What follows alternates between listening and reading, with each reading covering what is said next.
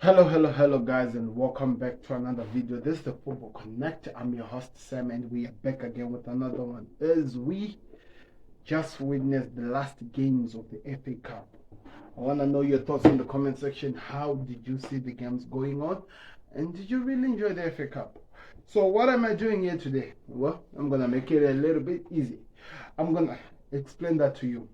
We are gonna be talking about all the games that are coming in the midweek of the Premier League. We have so many games that we have to look forward to. It's gonna be an exciting time, as well as talk about some of the best games we saw in the FA Cup. By the way, Tottenham Hotspurs were beaten at home for the first time by Man City after I think almost 5 years. That is really huge at their home ground, because Tottenham Hotspur somehow always know how to beat Man City at their home ground. I don't know why. I think Man City only had one draw until this win that they had in the FA Cup. It was a crazy one. The goal was a last-minute goal by Aki. So many controversial moments that came from that goal. Some said that you should not have stayed. Some said that, it's City being favored again by the law. There's a lot of things to talk about. So we are just going to be looking at it. I want to hear what your thoughts are. So before we get into it, I'm just going to go through the whole entire rundown of the FA Cup, round 4, and all the games which were played and all the results. And then we talk about the bigger ones, moving on fast so that we can look at that bigger game. So Bournemouth played against Swansea. They won by 5-0. Sheffield Wednesday played against Coventry. It finished 1-1, so this game will be replayed. Always important to hold on to that. Chelsea also played against Aston Villa. This game also finished in a draw, 0-0.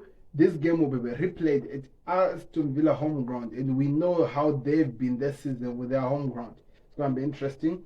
Bristol City played against Nottingham Forest, also finished 0-0. That game will be replayed again. And Man City, that last-minute goal by Aki became their win, as they won by 1-0 at Tottenham Hotspur's home ground. Ipswich Town played against Maidstone United. Maidstone United won by 2-1. Sheffield United played against Brighton. The game finished 5-2 to the good of Brighton. And we also watched the Leeds United playing against Plymouth.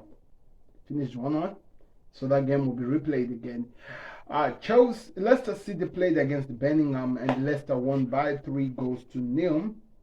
Everton played against Luton at Everton's home ground, and Luton somehow won the game by 2-1. Something special about this Luton team, people. I'm telling you, you might not really give them the respect, but they always prove something special every single time. We also watched Fulham playing against Newcastle, and Newcastle won by 2-0. Somehow, Fulham only up their games when they're playing against Liverpool. I'm just saying.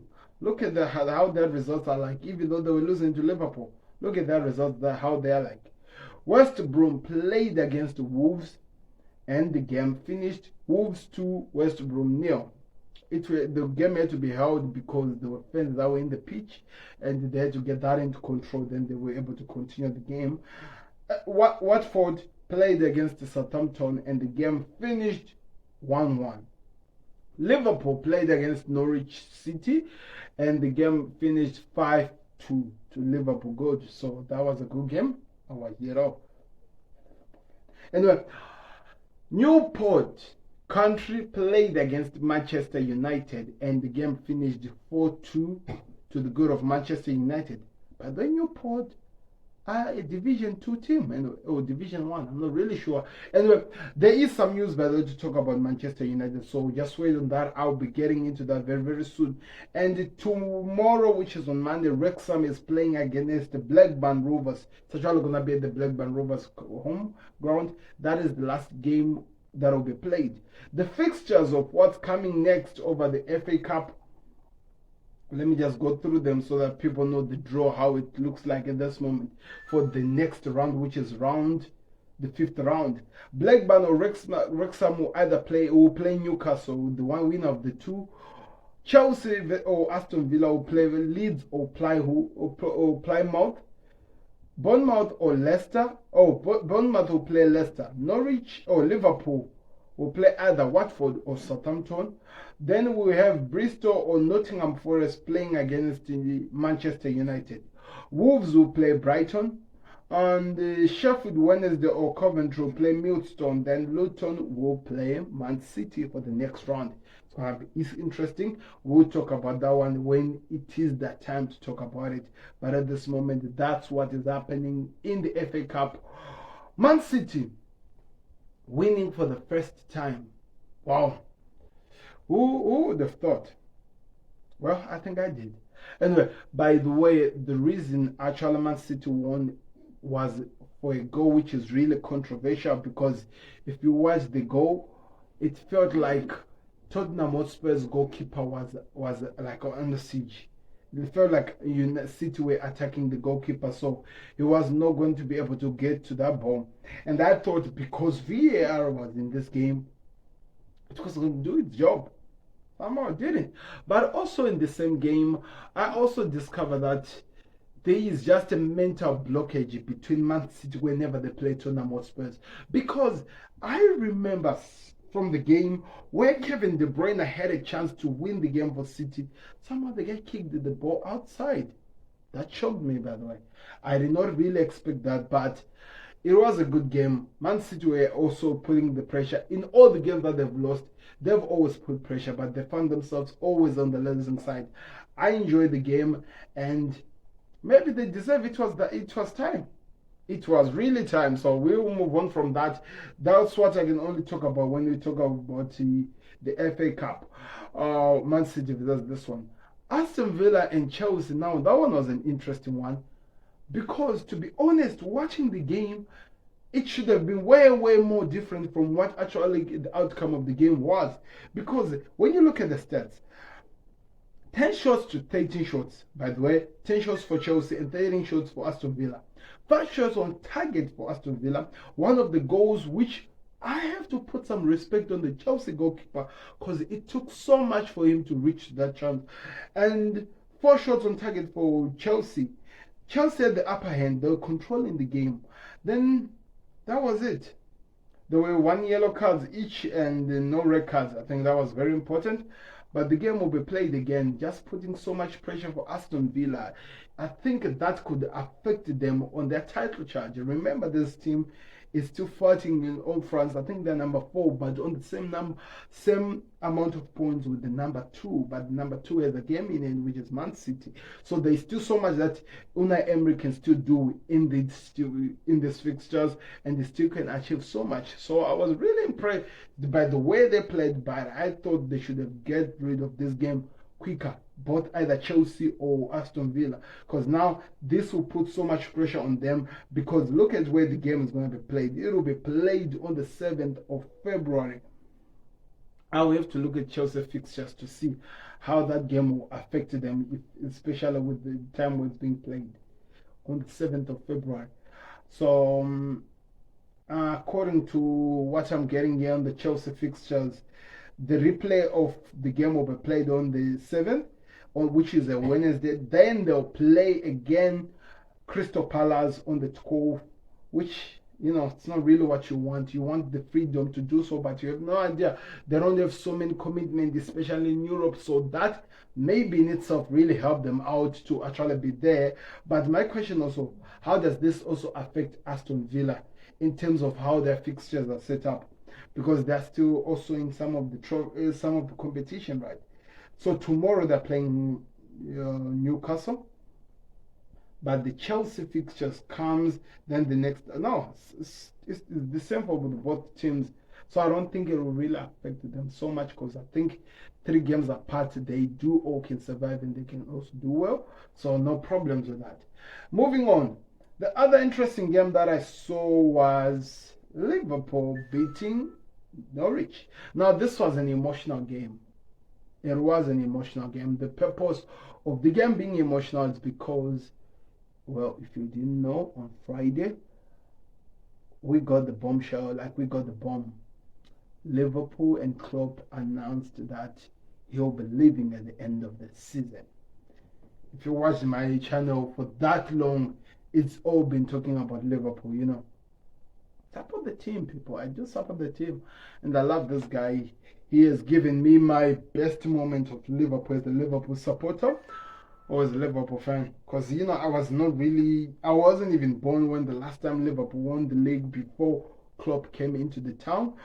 Yes, I did witness the Champions League when Rafa Benitez was at Liverpool. But Klopp gave us some of the best moments. And since 2015, people, to now. So it's really obvious. People don't want to say it's 9 years with the club. He is now one of our own. Wherever he goes, even if he comes back, he'll always be one of our own. He has made our life. He has given us the chance to speak. I was actually watching an old video of Roy Keane saying that Liverpool will never win anything under Klopp, and I was just actually laughing about it because since his statement, we have won every title that is there to be won by any manager.